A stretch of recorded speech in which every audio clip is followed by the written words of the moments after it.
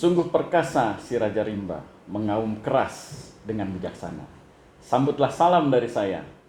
Semoga kita semua sejahtera. Assalamualaikum warahmatullahi wabarakatuh. Salam ASN Berahad untuk Indonesia tangguh. Bapak Ibu sekalian, bertemu lagi bersama kami di sini di podcast BPSDMD Provinsi Lampung dalam acara Ngopi WI, Ngobrol Pintar ala Widya Iswara. Bersama kita pada kesempatan kali ini sudah hadir Bapak Zainul Karoman, SIP MM MAP atau yang biasa kita panggil dengan Bang ZK. Selamat pagi Bang ZK, Assalamualaikum. Pagi. Disapa dulu pemirsa kita. Daun salam siap disaji. Insya Allah siapa yang menyambut salam saya dilapangkan rezeki. Amin. Assalamualaikum warahmatullahi wabarakatuh. Waalaikumsalam warahmatullahi wabarakatuh. Hadirin yang saya hormati dimanapun berada, khususnya para Widya Iswara dan alumni Latsar CPNS. Salam sehat dari saya, semoga kita selalu diberikan kesehatan. Ya, terima kasih Bang Zainul. Tadi pantunnya bagus sekali ya untuk pemirsa kita. Nah, Bapak Ibu sekalian, kita kali ini akan mendiskusikan suatu permasalahan atau suatu tema yang menarik sekali, yaitu tentang standar operasional prosedur. Nah, standar operasional prosedur ini sesungguhnya menjadi guidance kepada ASN ataupun pejabat pemerintahan untuk berbuat sesuatu dengan pelayanan-pelayanan tertentu yang diatur dalam peraturan perundang-undangan, supaya semua masyarakat bisa menikmati pelayanan dari birokrasi dengan standar minimal yang baik dan bisa diterima. Kita langsung diskusi dengan Bang ZK. Bang ZK, Ya. sebetulnya SOP itu apa sih Bang ZK? Baik, terima kasih Dr. Agus Muhammad Septiana yang telah memberi kesempatan bagi saya untuk ngobrol pintar Widya Iswara BPSDM Provinsi Lampung. Tadi dikatakan SOP. SOP itu singkatan dari Standar Operasional Prosedur Administrasi Pemerintahan. Itu menurut peraturan pemerintah dalam negeri, Kementerian Dalam Negeri nomor 52 tahun 2011. Dan SOP ini menurut saya perlu dan penting. Penting. Begitu. SOP itu penting. Nah, sesungguhnya SOP itu kalau dimaknakan dalam bahasa yang sederhana apa, Ya. Bang ZK? Ya, baik. SOP ada yang menyebut protap, prosedur tetap. Ada juga POS, prosedural operasional standar. Nah, dalam hal ini SOP yang dimaksud sesuai dengan ketentuan aturan itu adalah standar operasional prosedur administrasi pemerintahan, yaitu yang berisikan instruksi secara tertulis yang disusun secara sistematik untuk memberikan pelayanan terbaik kepada masyarakat atau publik. Begitu. Berarti instruksinya itu teknis sekali ya, Bang Zainul ya? Gitu ya? Ya. Oke. Kemudian untuk SOP itu kemudian tujuannya apa? Ya. Ada SOP. Ya. Kenapa diperlukan SOP? Begitu, Bang ZK. Ya. Sesuai dengan ketentuan peraturan tadi yang sudah saya sebut tadi, tentu ada maksud pemerintah menyusun menerbitkan aturan itu standar operasional prosedur. Ya. Yang pertama, memudahkan dalam pekerjaan. Memudahkan dalam bekerja, itu yang pertama. Ya. Jelas dan tanggung jawabnya. Si Abidiba, siapa melakukan apa, di mana dan bagaimana. Iya. Ya, dengan SOP jelas, siap A melakukan ini, B melakukan ini, jelas tanggung jawabnya. Sehingga pekerjaan itu lebih mudah untuk dilaksanakan dan lebih mudah melayani publik. Begitu.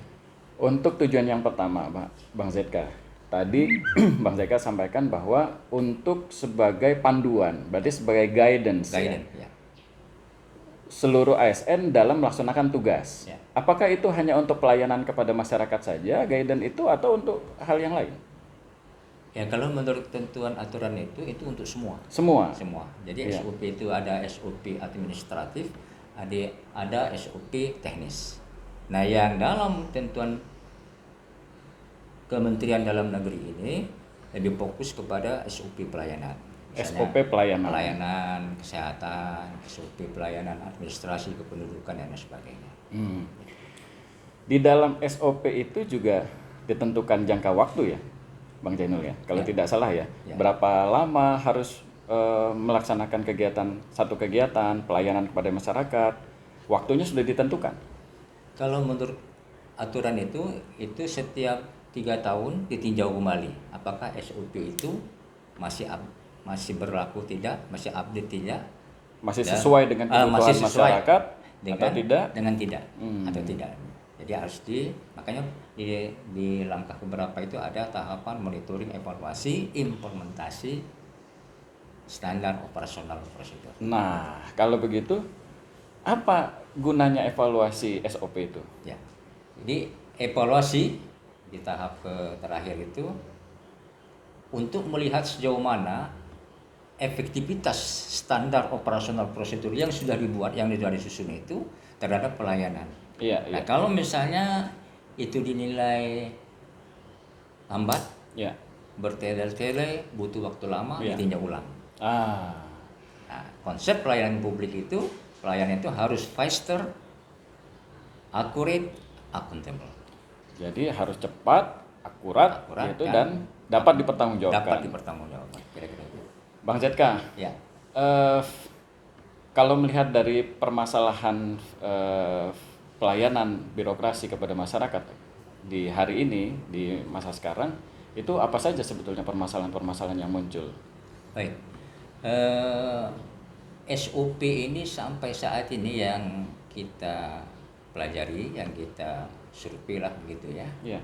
Belum ada sanksi yang jelas terhadap lembaga pemerintah atau government organization terkait implementasi standar operasional prosedur. Ya, ya. Nah, bagi lembaga pemerintah yang belum menyusun atau melaksanakan SOP sampai saat ini belum ada sanksinya. Belum ada sanksi. Belum ada sanksinya. Walaupun melaksanakan pelayanan kepada masyarakat dalam jangka waktu yang lama, bertele-tele, itu tidak ada sanksi. Ya, misalnya lembaga pemerintah A sampai saat ini misalnya belum buat SOP. Ya, Nah, tidak ya. ada teguran-teguran sanksi hukum di situ. Iya, iya, iya, iya. Padahal itu sudah meresahkan masyarakat. Ya. Misalnya pelayanannya lama, padahal masyarakat menghendaki pelayanan itu Cepat, cepat, akurat, dan akurat, akuntabel tadi. Gitu Iya, kira-kira. iya, iya. Nah, di dalam pelayanan kesehatan tuh kita kenal dengan tata laksana. Bang ZK, ada tata laksana malaria, ada tata laksana DBD, Demam berdarah, ada ya. demam berdarah ya. Ya. Nah, apakah sama tata laksana dengan SOP itu? Ya. Kalau kita pelajari konsep SOP administrasi pemerintahan di Permendagri 52 itu, tata laksana itu pemahamannya, pengertiannya lebih luas dari standar operasional Prosedur. Jadi tata laksana dalam Kamus Besar Bahasa Indonesia itu adalah pengaturan secara luas yang di dalamnya ada operasional prosedur, Iya. ada standar-standarnya.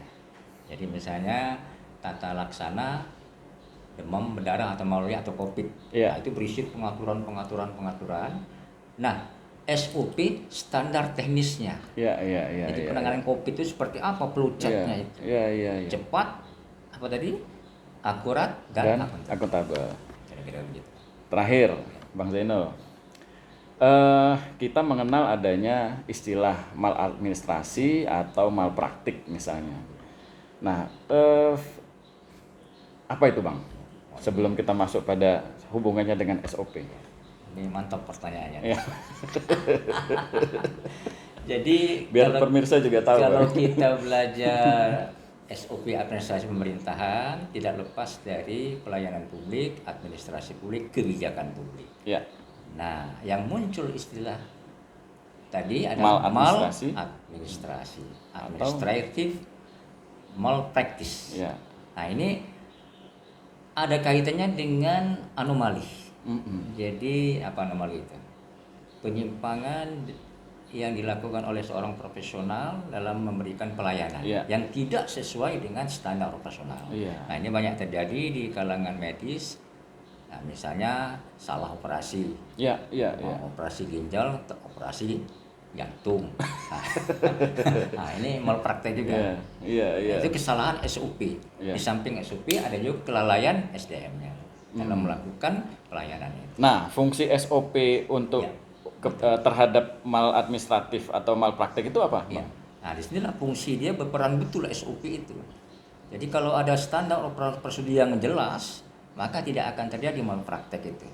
Jadi misalnya yang tadi kita katakan terdahulu ingin melakukan operasi apa tadi?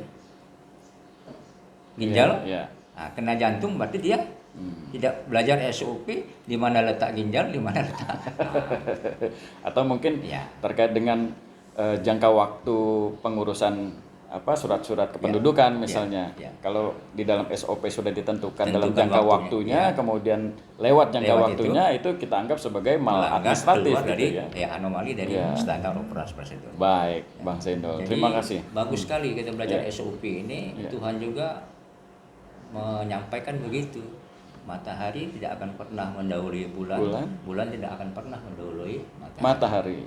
Matahari dan bulan bergerak menurut garis orbit. Nah, saya lupa Yasin. Baik, terima kasih Bang Zainul. Menarik sekali perbincangan kita pada pagi hari ini. Mudah-mudahan bermanfaat untuk Bapak Ibu pemirsa. Bang Zainul, ada yang mau disampaikan terakhir? Ya, satu pantun ya, apa nih? Ya, silakan, Pak. Saya bersyukur kita bisa ngobrol pintar ala Widya Suara. Banyak hal penting yang bisa kita angkat dari obrolan kita ini. Saya akan akhiri dengan pantun buah naga dibelah 4. Insya Allah obrolan pintar kita ini bersama host yang luar biasa, Dr. Agus Muhammad Septiana. Semoga bermanfaat. Salam sehat. Salam sehat, terima kasih pemirsa sekalian. Bertemu lagi kita dalam tema-tema yang lain. Wassalamualaikum warahmatullahi wabarakatuh. Waalaikumsalam.